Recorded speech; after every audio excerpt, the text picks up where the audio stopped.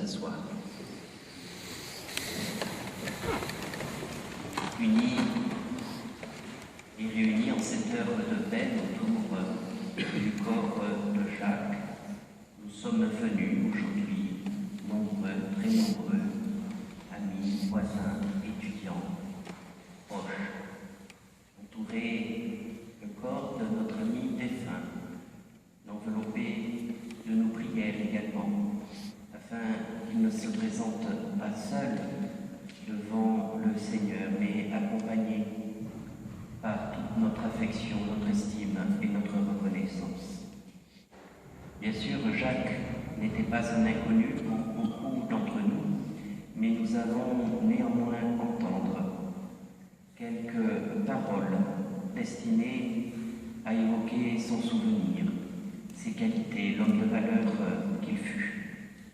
Aussi, j'invite maintenant les personnes concernées à venir nous rejoindre et à prendre la parole.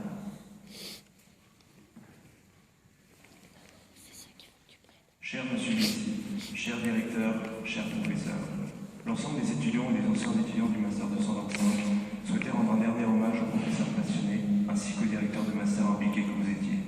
Grâce à votre ouverture d'esprit, votre soutien sans faille et votre entière dévotion, vous avez réussi à faire en sorte que plus de 33 promotions d'élèves s'épanouissent lors de leur dernière année d'études, aussi bien sur un plan professionnel que personnel. Vous avez été le lien et l'incarnation de cet esprit de 125 qui vous était si cher. Si nous sommes encore tous soudés aujourd'hui, c'est que vous aviez compris qu'au-delà d'un enseignement de qualité, les rapports personnels entre les étudiants sont bien le ciment du master et participent pleinement à son rayonnement. Que ce soit lors d'un cours, une simple réunion d'anciens ou encore lors d'une interview face à la caméra, vous preniez un malin plaisir à vous distinguer en portant fièrement votre col rose, habit devenu symbole de toute une formation, mais surtout d'un état d'esprit, votre état d'esprit. Votre qualité première était donc sans doute, au-delà de votre dévouement académique, la facilité que vous aviez à tisser des rapports humains, chaleureux et forts, avec les étudiants que nous sommes ou que nous étions. C'est pourquoi la nouvelle vite répandue a été un choc pour tous ceux que vous avez accompagnés vers la vie professionnelle. Nous savons tous ce que nous vous devons, tant vous avez porté le master avec passion. Nous ne saurons jamais assez vous remercier pour les 30 années que vous avez consacrées sans jamais vous ménager. Toutes nos pensées et nos prières vous accompagnent, ainsi que vos proches.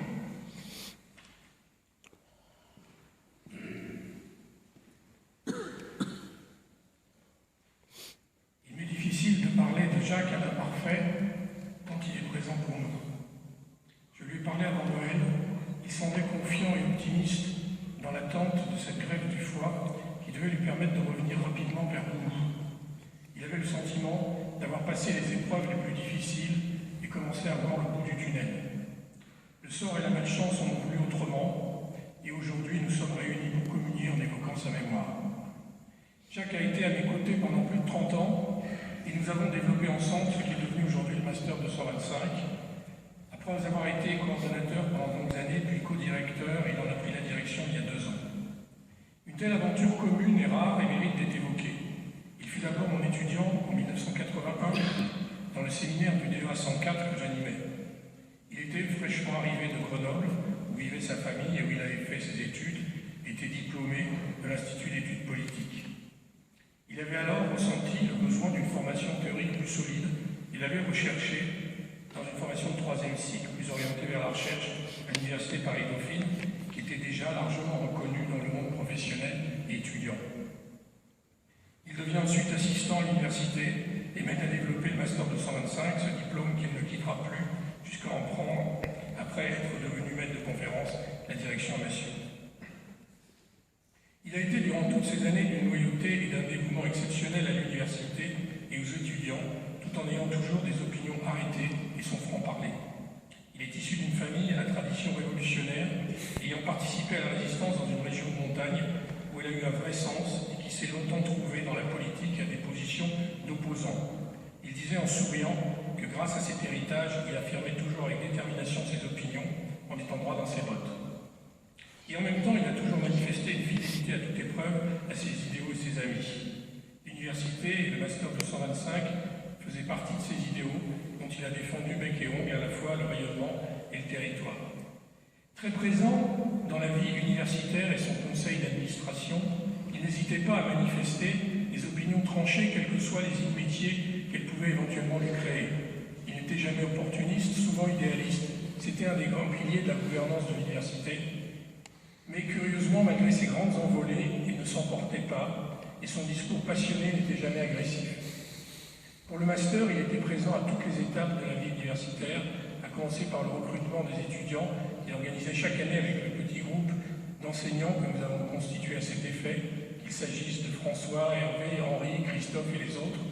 Il les accompagnait ensuite dans leurs recherches, de stages, et était toujours présent, aidé par les assistantes, aujourd'hui Corinne Malboro, pour répondre à leurs questionnements, les aider à organiser les tables rondes et les différentes manifestations de la vie étudiante, à trouver des solutions adaptées pour résoudre leurs problèmes matériels et notamment financiers. Au niveau de l'enseignement, il avait une vraie passion de la pédagogie. Il aimait expliquer pour convaincre et a su toujours trouver des solutions innovantes et se battre pour pouvoir disposer des moyens de les mettre en œuvre. Son goût pour la méthodologie lui a également fait manifester un intérêt particulier pour l'épistémologie de la finance, ce qui l'a conduit à créer un enseignement introductif de réflexion dans ce domaine, afin d'apporter un socle méthodologique aux autres enseignements. Il avait également un esprit pratique qu'il mettait en application dans ses enseignements d'analyse financière, s'appuyant sur des cas permettant aux étudiants de toucher la réalité concrète des entreprises. Doué d'une grande curiosité intellectuelle, il enseignait également dans le master de gestion des institutions culturelles, un cours sur la gestion des entreprises, ainsi que dans d'autres formations à l'extérieur de Dauphine. Il a même cette dernière année participé à la création d'un institut de gestion dans un pays africain avec le professeur Dominique Roux. À côté de l'aspect professionnel, il y a le Jacques Biessy qui était l'ami. Toujours d'humeur égale, prenant avec distance et philosophie les mots qui souvent l'atteignaient. Il était le conseiller parfait pour les activités culturelles et notamment l'opéra.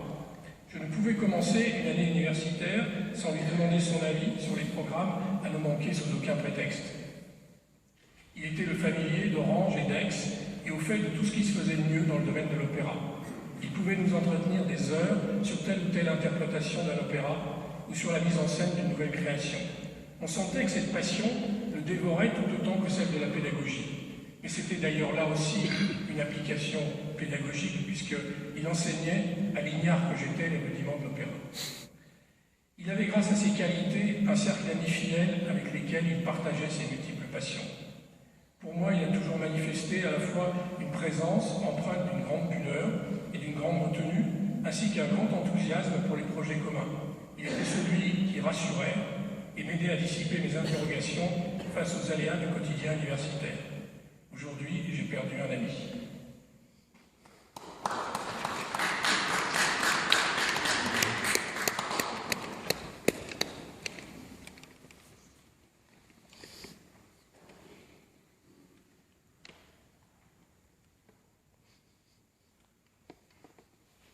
À toi, Jacques, qui nous a donné une leçon de courage, de générosité et d'espérance.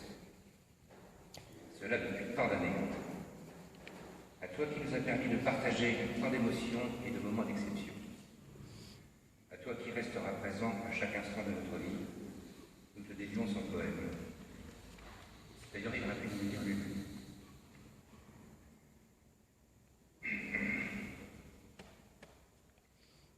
Combien de temps encore? Des années, des jours, des heures, combien? Quand j'y pense, mon cœur bat si fort. Mon pays, c'est la vie. Combien de temps? Combien? Je l'ai le temps qui reste. Je veux rire, courir, parler, pleurer, les voir et croire, les boire, danser, crier, manger, nager, bondir, désobéir. Je n'ai pas fini. Je n'ai vraiment pas fini. Voler, chanter, partir et repartir. Souffrir, aimer. Je l'ai le temps qui reste. Je ne sais plus où je suis né, ni quand. Je sais qu'il n'y a pas longtemps, que c'est mon pays, c'est la vie. Je sais aussi que mon père disait « Le temps, c'est comme ton pain. Garde-en pour demain. » J'ai encore du pain. J'ai encore du temps, mais combien? Je veux jouer encore. rire des montagnes de rire. Je veux pleurer des torrents de larmes. Je veux boire des bateaux entiers de vin de Bordeaux et d'Italie. Et danser, crier, voler, nager dans tous les océans. Je n'ai pas fini, je n'ai pas fini. Je veux chanter, je veux parler jusqu'à la fin de ma voix. Je l'aime tant le temps. Quand les avions ne voleront plus, je volerai tout seul. Quand le temps s'arrêtera, je t'aimerai encore. Je ne sais pas où, je ne sais pas comment, mais je t'aimerai encore. D'accord ?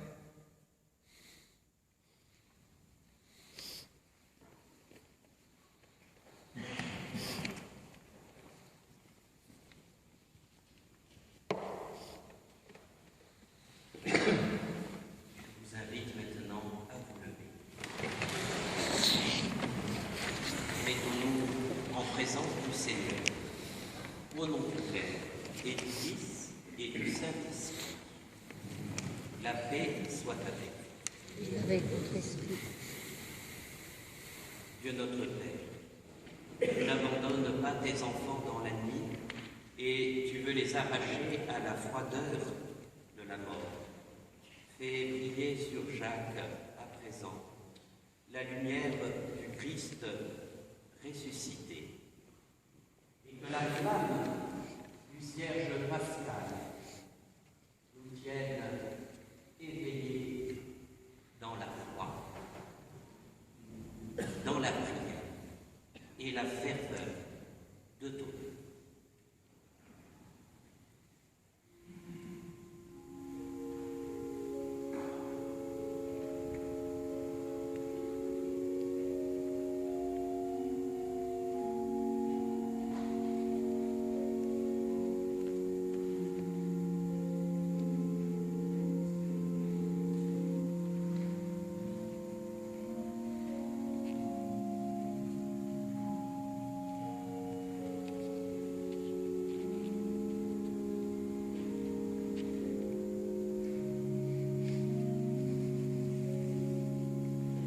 Cette lumière, symbole de notre foi, réchauffe aussi nos cœurs. À présent, tournons-nous en présence du Seigneur et humblement, avec confiance, pour Jacques et nous-mêmes, implorons sa miséricordieuse tendresse. Je confesse à Dieu Tout-Puissant, je reconnais devant mes frères que j'ai péché, en pensée et en parole, par action et par omission. Oui, j'ai vraiment péché. C'est pourquoi je supplie la Vierge Marie, les anges et tous les saints, et vous aussi, mes frères, de prier pour moi, le Seigneur notre Dieu. Que Dieu Tout-Puissant nous fasse miséricorde, qu'il nous pardonne nos péchés et nous conduise à la vie éternelle.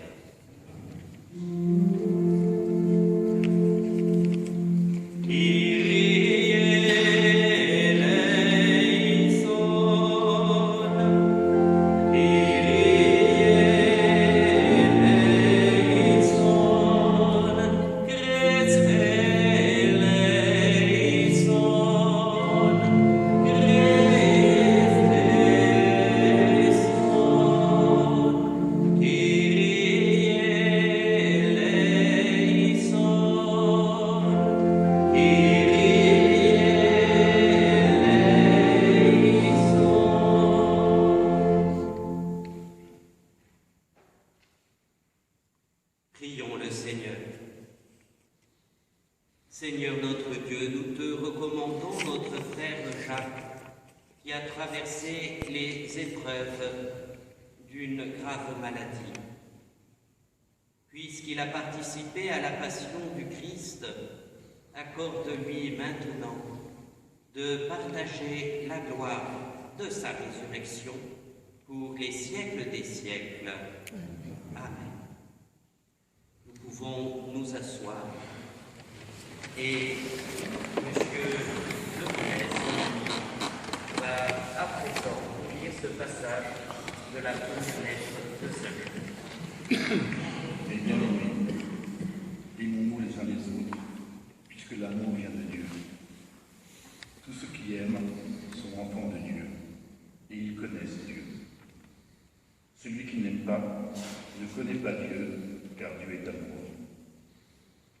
Voici comment Dieu a manifesté son amour par nous. Dieu a envoyé son Fils unique dans le monde pour que nous vivions par lui. Voici à quoi se reconnaît l'amour. Ce n'est pas nous qui avons aimé Dieu, c'est lui qui nous a aimés, et il a envoyé son Fils, qui est la victime offerte pour nos péchés.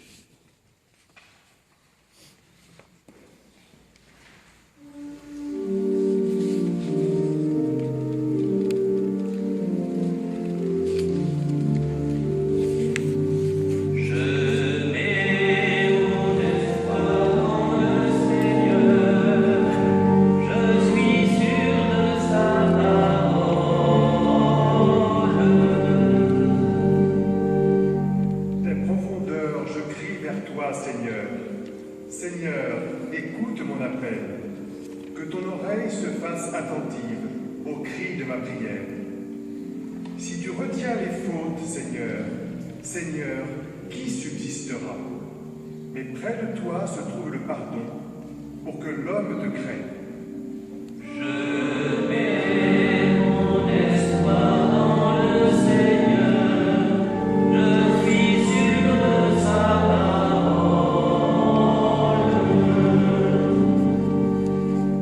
Mon âme attend le Seigneur, plus qu'un veilleur ne guette l'aurore. Plus qu'un veilleur ne guette l'aurore, attend le Seigneur, Israël. Oui, près du Seigneur est l'amour, près de lui abonde le rachat. C'est lui qui rachètera Israël de toutes ses fautes. Je mets mon espoir dans le Seigneur, je suis sûr de sa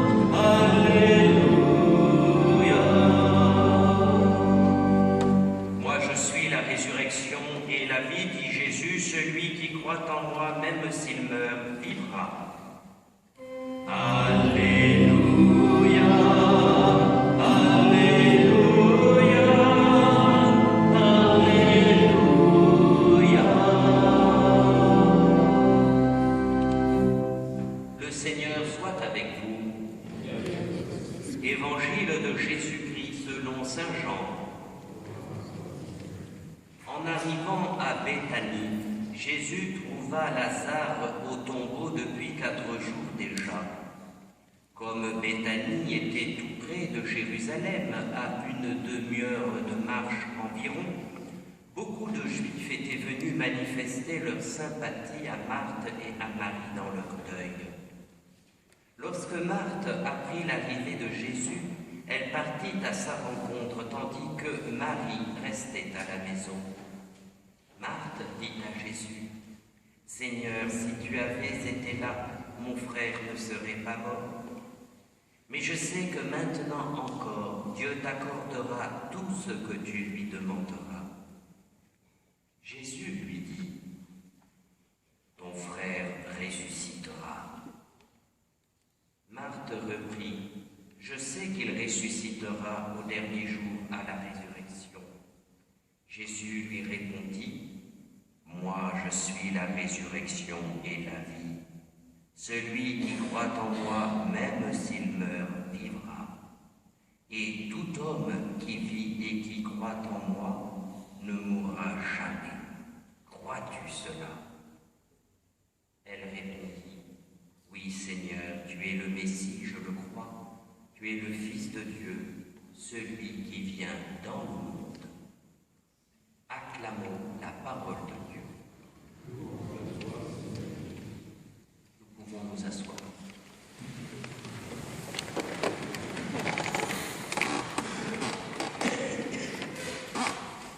frères et sœurs, chers amis de Jacques, c'est avec émotion que nous avons entendu ce beau texte extrait de la première lettre de Saint Jean.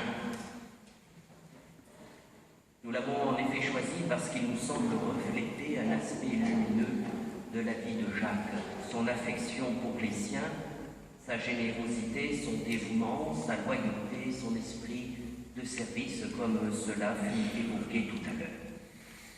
Saint Jean écrit: ceux qui aiment sont enfants de Dieu, car Dieu est amour. L'amour est en quelque sorte l'ADN des fils de Dieu, l'ADN d'un chrétien. Cela nous touche et nous remplit d'espérance alors de pouvoir penser que celui que nous aimons est, à ce titre, accueilli par notre Père comme son enfant bien-aimé. Dieu est amour, écrit Saint Jean. Nous sommes au cœur du message biblique et évangélique. Ici, nous est révélé dans cette parole le vrai visage de Dieu, si souvent inconnu ou méconnu. Un visage aimant, totalement aimant. L'évangile du reste s'en faisait aussi l'écho. La volonté du Père, c'est que tout homme qui croit au Fils, c'est-à-dire à Jésus, obtienne la vie éternelle. La foi vécue dans la charité est gage de salut. Aussi, en regardant maintenant la vie de Jacques, en percevant l'affection qu'il avait pour les siens, on comprend mieux dès lors la parole de Saint Jean: ceux qui aiment sont enfants de Dieu. Et j'aurais envie de rajouter: ceux qui aiment leurs semblables, mais ceux qui aiment aussi la vérité. Et à travers sa consécration, à travers son enseignement, il y avait sans nul doute chez Jacques cet amour et cette recherche de la vérité. L'un ne va pas sans l'autre. Alors oui, lorsque les uns et les autres vous avez préparé la célébration de la sépulture chrétienne de Jacques, il vous a semblé que la lecture de la lettre de Saint Jean que nous venons d'entendre correspondait bien à ses qualités de cœur et à sa vocation. En effet, ce qui faisait votre bonheur en présence de Jacques auprès de vous, ses proches, sa famille, ses étudiants ou ses anciens étudiants, c'était son accueil, son écoute chaleureuse, sa pédagogie, son humilité. Car vous le savez certainement aussi bien que moi, pour enseigner, il faut savoir se mettre au niveau de son interlocuteur. Il faut savoir se mettre à sa hauteur. Et cela nécessite de l'humilité, certes, mais aussi un grand sens de l'homme. N'est pas pédagogue qui vous. En aimant vraiment les siens et les autres, Jacques a porté en lui, je dirais, cette ressemblance avec Dieu. Comme Dieu, Jacques, lui aussi, aimait la création, aimait la vérité, aimait la recherche, la transmission de ce qui habitait son cœur. Aussi nous espérons maintenant qu'il est accueilli par Dieu en son paradis, qu'il découvre dans la clarté de la vie éternelle le visage de Dieu qu'il a servi durant sa vie en faisant le bien autour de lui. Aimons-nous les uns les autres, puisque l'amour vient de Dieu, nous disait encore Saint Jean. Aimer vraiment sans égoïsme ni violence est difficile, nous le savons bien. C'est pourquoi nous le recevons comme un don de la part de celui qui en est la source, un don accueilli dans la prière, la confiance, l'espérance, la foi. Oui, la foi. Nous avons entendu dans l'Évangile Marthe dire à Jésus: si tu avais été là, mon frère Lazare ne serait pas mort. Et cette parole, peut-être que certains d'entre nous ont envie de la reprendre à propos de Jacques. Si tu avais été là, Seigneur, Jacques ne serait pas mort. Et pourtant, Jésus assure Marthe que la mort de son ami Lazare, de son frère Lazare, mais qui était aussi l'ami de Jésus, et Jésus a pleuré, Jésus a été touché par la mort de Lazare, bref, que la mort de Lazare serait aussi l'occasion d'une vie plus belle encore dans la résurrection. Dieu n'a pas voulu la mort, Dieu n'a pas créé la mort, au contraire, il nous a fait pour la vie, pour une existence impérissable. Et c'est pourquoi dans la foi catholique, nous croyons que la mort est comme une seconde naissance, à une vie plus belle, à une vie sans maladie, sans deuil, sans larmes, sans souffrance. Bien sûr, elle est difficile à accepter car ceux qui sont dans la peine ne sont pas ceux qui partent, mais ceux qui restent. Et c'est pourquoi la foi en la résurrection des morts, autrement dit en la victoire définitive du Seigneur sur la mort, au service de la vie, peut être pour nous d'un grand et réel réconfort. Alors, j'ai envie de dire que nous serons encore plus près de Jacques, qui lui aussi continue de nous aimer, si nous savons, nous aussi, être près de Dieu. Car c'est une parole de saint Augustin que je vais à présent vous citer. Il disait « On ne peut perdre celui qu'on aime si on l'aime en celui qu'on ne peut perdre. » Traduisez, nous ne pourrons jamais perdre Jacques si nous arrivons vraiment à aimer Jacques en Dieu qu'on ne peut pas perdre. C'est dire que la foi en Dieu peut véritablement, bien que mystérieusement, nous unir toujours et sans fin à nos amis défunts, à toutes ces personnes que nous avons connues, aimées, chéries. Accueillons donc alors la formidable espérance que la résurrection de Lazare opérée par Jésus est susceptible de soulever dans nos cœurs, pour peu que nous ayons nous aussi l'humilité d'accueillir, comme un élève accueille l'enseignement de son maître, pour peu que nous ayons nous aussi l'humilité d'accueillir la parole de Jésus. Laissons-nous rejoindre par l'amour du Seigneur, par la tendresse de notre Dieu qui veut nous consoler en nous ouvrant à l'espérance de la foi. Comme l'apôtre Paul l'affirmait naguère aux Thessaloniciens, c'est dans l'espérance en la résurrection des morts que nous pouvons trouver la force de nous réconforter les uns les autres. Alors à présent, recueillons-nous un instant et pensons à tout ce qu'il y a eu de beau et de grand dans la vie de Jacques. Offrons au Seigneur tous les beaux gestes et les grands moments de son existence. Beaucoup d'entre nous lui doivent tant et tant. Alors oui, offrons-lui ces beaux moments que tous et chacun avaient partagés avec lui.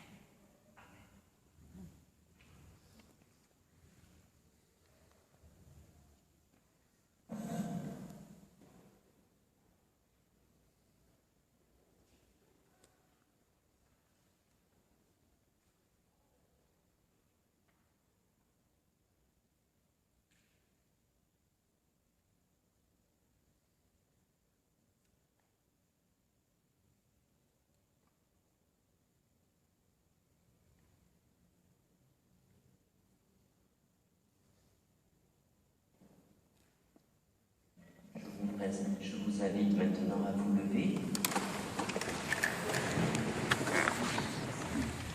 Et d'un cœur unanime, confions au Seigneur les prières de notre Assemblée.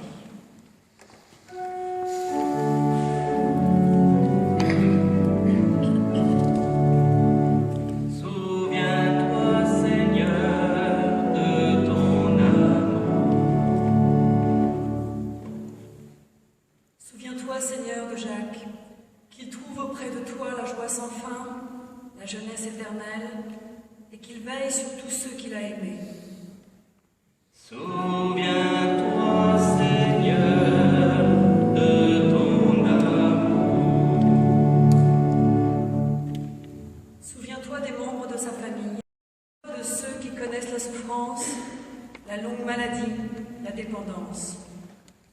Souviens-toi de ceux qui les accompagnent, donne-leur courage et force. Souviens-toi, Seigneur, de ton amour.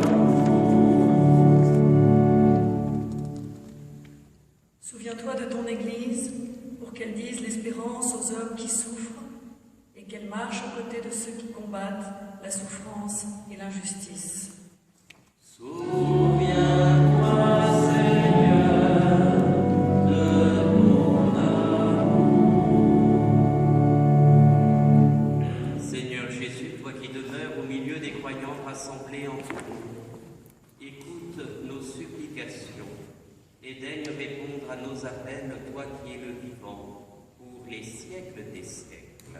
Amen.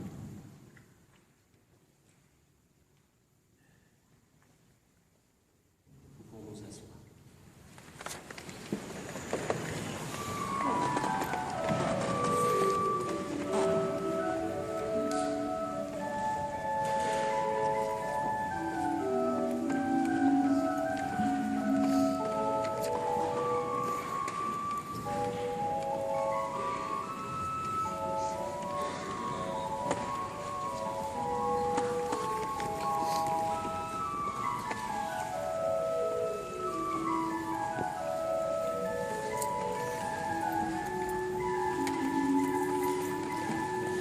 Tu fais passer la couronne derrière ou la corbeille derrière.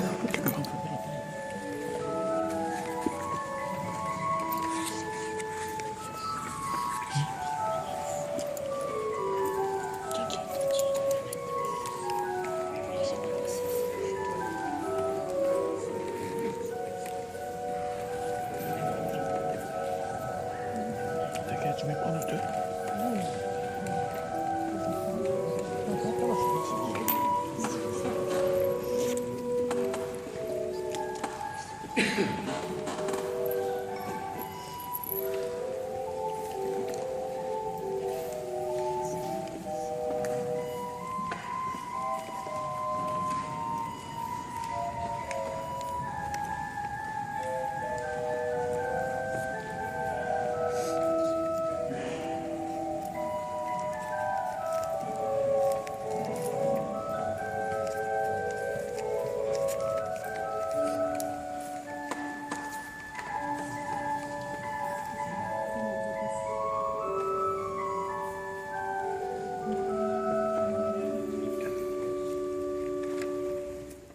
Prions ensemble au moment d'offrir le sacrifice de toute l'Église. Dans ta bonté, Seigneur, écoute les prières que nous t'adressons pour ton serviteur Jacques, que ce sacrifice de louange et de paix nous donne accès à l'assemblée des saints par Jésus le Christ, notre Seigneur. Le Seigneur soit avec vous. Élevons notre cœur. Rendons grâce au Seigneur notre Dieu. Vraiment, il est juste et bon de te rendre gloire, de t'offrir notre action de grâce, toujours et en tout Dieu. À toi, Père très saint, Dieu éternel et tout-puissant, par le Christ notre Seigneur. C'est en lui qu'a resplendi pour nous l'espérance de la résurrection bienheureuse. Et si la loi de la mort nous afflige, la promesse de l'immortalité nous apporte la consolation. Car pour tous ceux qui croient en toi, Seigneur, la vie n'est pas détruite, elle est transformée. Et lorsque prend fin leur séjour sur la terre, nos défunts ont déjà une demeure éternelle dans les cieux. C'est pourquoi avec les anges et les archanges, avec les puissances d'en haut et tous les esprits bienheureux, nous chantons l'hymne de ta gloire et sans fin, nous proclamons. Gloria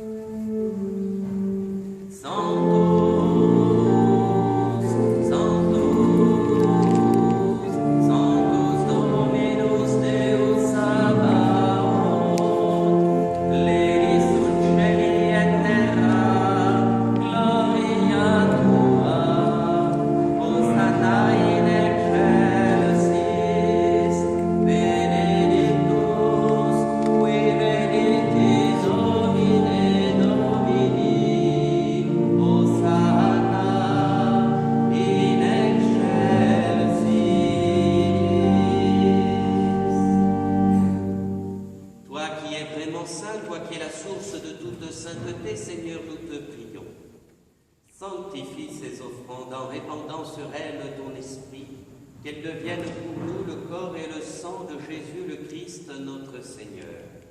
Au moment d'être livré, d'entrer librement dans sa passion, il prit le pain, il rendit grâce, il le rompit et le donna à ses disciples en disant : Prenez et mangez-en tous, ceci est mon corps livré pour vous.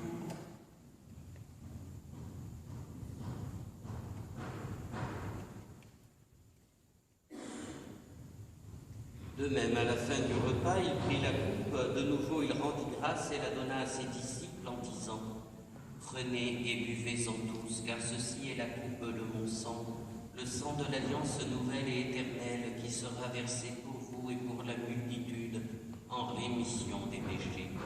Vous ferez cela en mémoire de moi.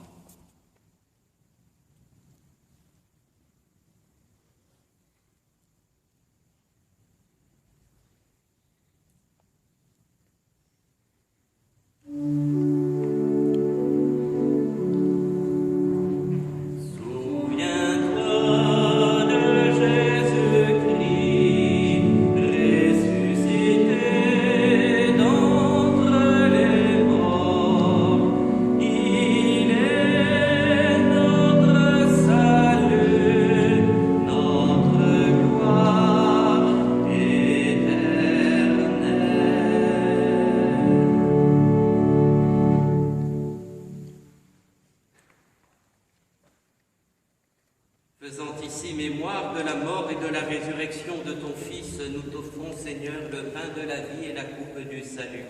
Et nous te rendons grâce, car tu nous as choisis pour servir en ta présence. Humblement, nous te demandons qu'en ayant part au corps et au sang du Christ, nous soyons rassemblés par l'Esprit Saint en un seul corps. Souviens-toi, Seigneur, de ton Église répandue à travers le monde. Fais-la grandir dans ta charité avec notre pape François, notre évêque André et tous ceux qui ont la charge de ton peuple. Souviens-toi de Jacques que tu as appelé auprès de toi. Puisqu'il a été baptisé dans la mort de ton Fils, accorde-lui de participer à sa résurrection. Sur nous tous, enfin, nous implorons ta bonté. Permets qu'avec la Vierge Marie, la bienheureuse Mère de Dieu, avec les apôtres et les saints de tous les temps qui ont vécu dans ton amitié, nous ayons part à la vie éternelle et que nous chantions ta louange par Jésus-Christ, ton Fils bien-aimé. Par lui, avec lui et en lui, à toi, Dieu le Père Tout-Puissant, dans l'unité du Saint-Esprit, tout honneur et toute gloire pour les siècles des siècles. Amen. Unis dans le même esprit, nous pouvons dire avec confiance la prière que nous avons reçue du Sauveur.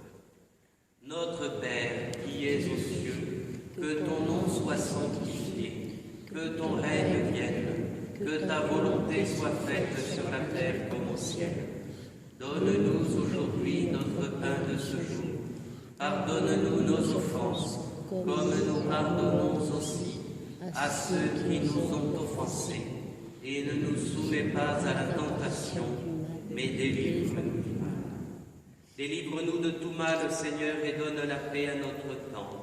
Par ta miséricorde, libère-nous du péché, rassure-nous devant les épreuves, en cette vie où nous espérons le bonheur que tu promets et l'avènement de Jésus-Christ, notre Sauveur.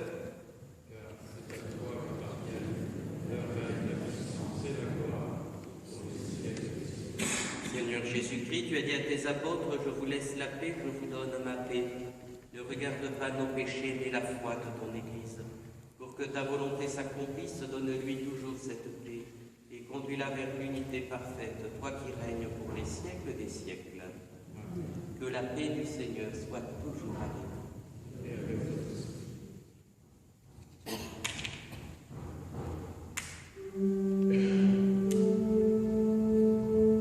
Agnus Dei,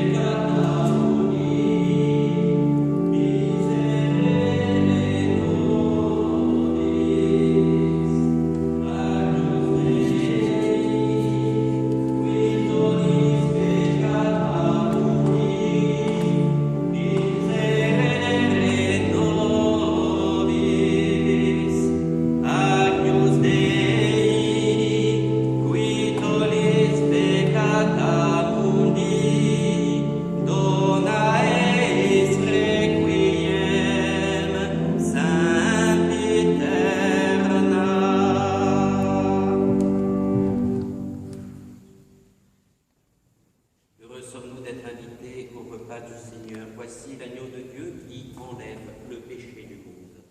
Seigneur, je ne suis pas digne de te recevoir, mais dis seulement une parole et je serai.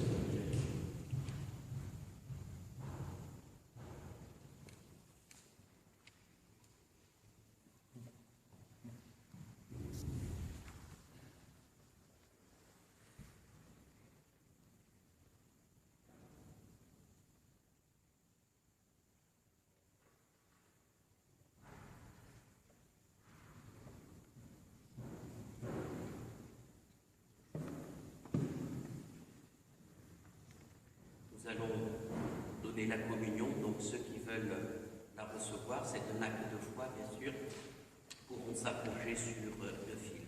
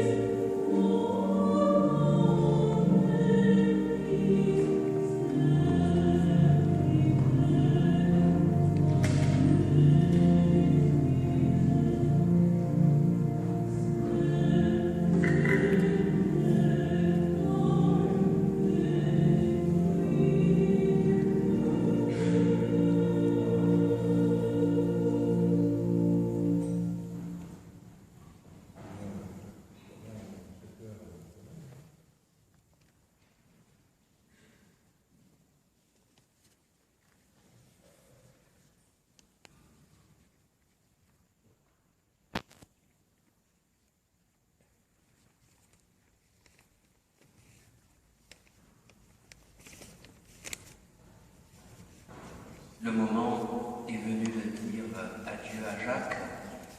Nous allons nous séparer de notre frère. Bien sûr, c'est un moment de tristesse, mais il faut que l'espérance reste forte en nous. L'interpellation de Jésus à Marthe tout à l'heure, « Crois-tu cela ?» peut nous rejoindre, nous intéresser, nous aussi, car nous espérons revoir Jacques quand Dieu nous réunira dans la joie de son royaume. Seigneur, il y a bien des années, tu as appelé ton serviteur Jacques à la vie. Aujourd'hui, tu l'as rappelé à toi, sûr de ton amour. Nous te remercions pour tout ce que tu as fait pour lui. Dans les luttes, dans la souffrance, tu es resté avec lui sans jamais t'imposer. Puisque par ta parole et par tes sacrements, tu lui as visiblement manifesté ton salut, nous reconnaissons là ta volonté de lui accorder la vie éternelle. En signe de respect pour votre corps, Jacques, qui fut le temple de l'Esprit Saint, voici cet encens.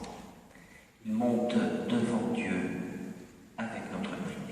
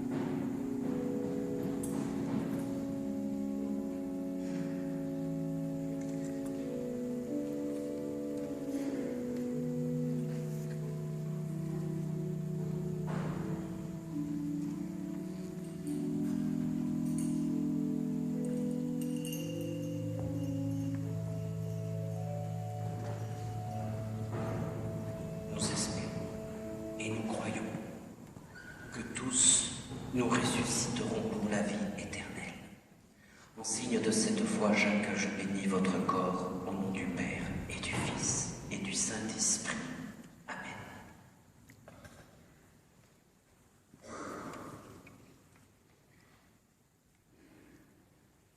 Prions encore le Seigneur.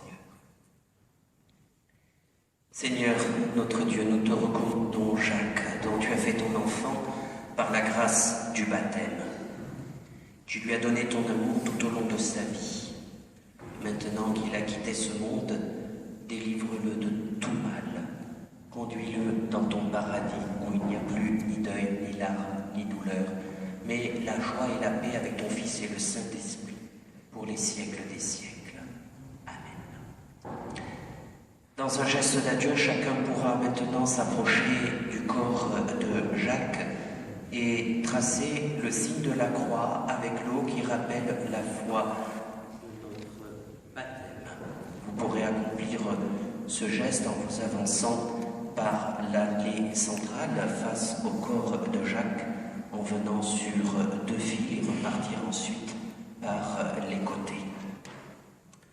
Que Dieu le Père plein de tendresse, le Dieu de qui vient tout réconfort, nous apporte la consolation et la paix au nom du Père et du Fils et du Saint-Esprit. Amen.